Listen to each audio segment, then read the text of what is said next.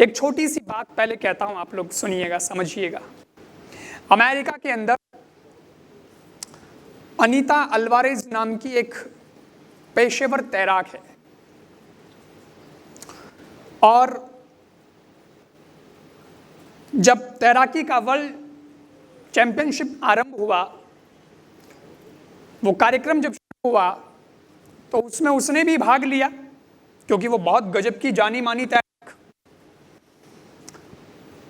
Swimming pool में जो तैराकी का जो वहाँ था दायरा, उसके अंदर कूदना होता है, तैरना होता है, कुछ उसके भी खेल के कानून होते हैं, नियम होते हैं, दूरियां होती हैं, उनको इतने समय में जो तय कर लेगा ये वो, इस तरह से वो जीतेगा, इस तरीके का कुछ होता है। तो वो अनीता अल्वारेज कूद गई स्विमिंग पूल में, प्रोफेशनल स्विमर। जब वो कूद गई तो हुआ ये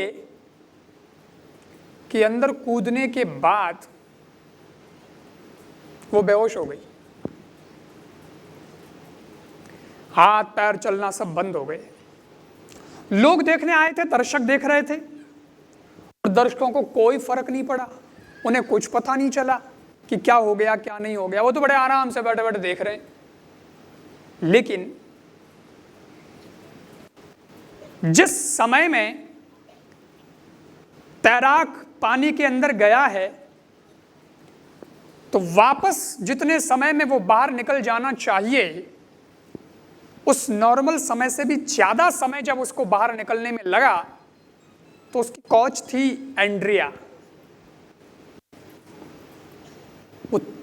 कुछ नहीं देखा उसने कि चैंपियनशिप चल रही है, मैं इसमें कहीं भी कुछ जा नहीं सकती हूँ, किसी की मदद नहीं कर सकती हूँ, कुछ नहीं कर सकती हूँ, क्योंकि ये तो प्रतियोगिता है एक तरह की, जो करना है अपने दम पे करना है। लेकिन उसने कुछ नहीं देखा और वो तुरंत स्विमिंग पूल में कूद गई, और भी कुछ लोगों को उसने बुलाया, वो भी साथ में आए और उस तैराक को बाहर निकाला। वो बेहोश थी, हाथ पैर कुछ भी चल नहीं रहे थे। सुरक्षित उसको निकाल दिया गया,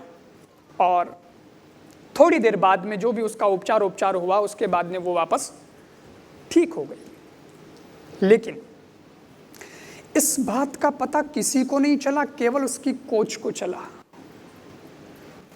और ये हमारी जिंदगी में एक बहुत बड़ी सीख वाली बात है, बड़ी प्रेरणा वाली बात है, कि इस दुनिया में कई बार हम लोग भी, मैं हो सकता हूं, आप हो सकते, कोई हो सकता है, कि जिंदगी के इस स्विमिंग पूल में हम लोग ट्रेनिंग तो पूरी लेते हैं, लेकिन उसके बावजूद भी कभी कभी डूब रहे होते हैं, तैर नहीं रहे होते। और जब हम डूब रहे होते हैं, जैसे उधर हाथ पैर चलना बंद हो गया था, इधर क्या होता है, अपनी एक्टिविटी सारी बंद हो जाती है, ना तो समाज में आना,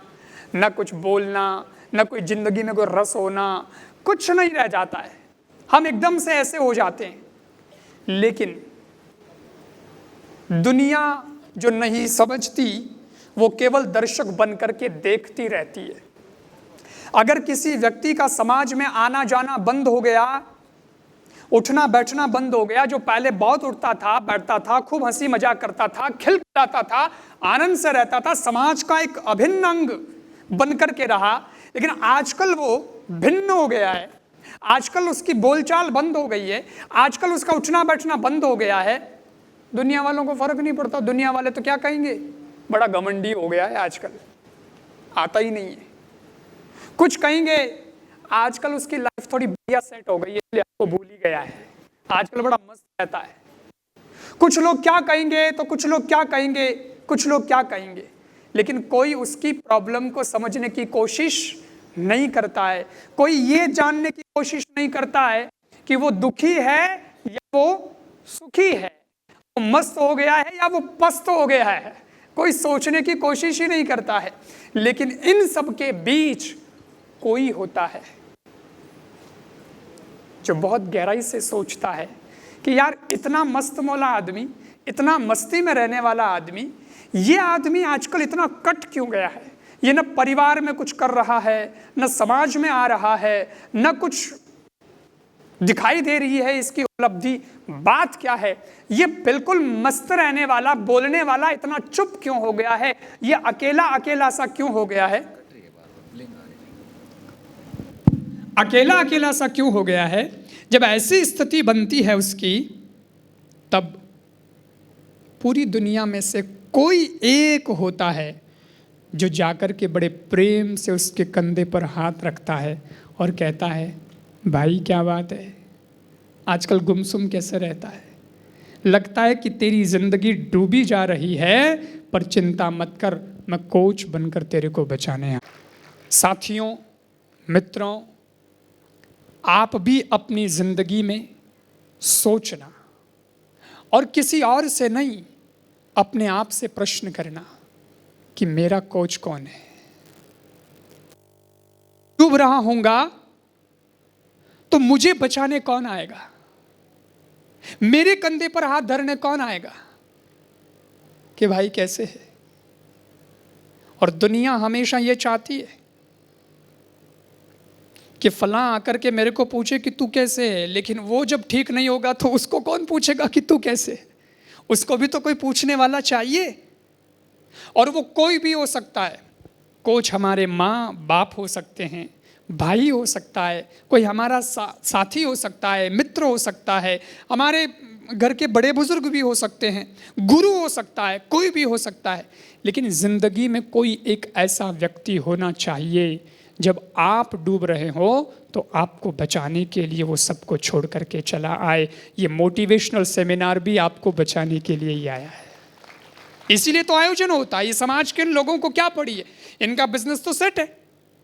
इनकी तो रोटी बाटी में कोई कमी नहीं है, आराम से पैसा कमा रहे हैं, सब ठीक ठाक चल रहा है। ये जहां अपने लेवल पर आने चाहिए थे और इन्होंने जो मेहनत की उससे ये पहुंच चुके हैं, लेकिन फिर ये अपने धंधे को सबको छोड़ छाड़ के आप जैसे भामाशाह पैसा जो कमाते हैं उसको इस एसोसिएशन में क्यों लगा रहे हैं, क्यों समय दे रहे हैं, क्यों हमको बुला रहे हैं, क्यों आप लोगों को बुलाते हैं कि नहीं नहीं आइएगा भाई आइएगा थोड़ा समय। वो इसीलिए बुला रहे हैं कि हमारे समाज का आप कोई भी व्यक्ति कमज़ोर नहीं रहना चाहिए, वो भी आगे आ जाए, कोई डूबना नहीं चाहिए। इसलिए मेरा बहुत धन्यवाद, बहुत साधुवाद ये सोच के लिए कि आपने ऐसा एसोसिएशन प्रारंभ किया और ये सोचा कि कोई इसलिए कमी उसकी नहीं, कोई किसी के पास टैलेंट बहुत होता है, प्रतिभा बहुत होती है, लेकिन उसके पास में सुविधा नहीं होती है, उसके पास में कोई प्लेटफॉर्म नहीं होता है।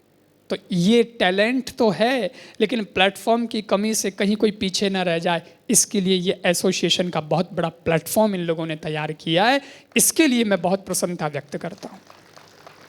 और साथियों मित्रों, अब मैं आपसे तो बात करूँगा, लेकिन आपसे पहले जितने बुजुर्ग आए हैं जो मेरे भी माँ बाप के समान हैं, दादा दादी के समान हैं, ऐसे जो बंधु भी उपस्थित हैं, चूँकि आप लोग भी आए हैं तो मैं सोचता हूँ कि आपकी भी थोड़ी सी बात की जाए। फिर मित्रों की बात तो, साथियों की बात तो करनी है, वो मैं करूँगा ही, लेकिन मैं आपकी बात करना चाहता हूँ क्योंकि आपकी भी कुछ जिम्मेदारी बनती है, आपका भी कुछ फर्ज बनता है।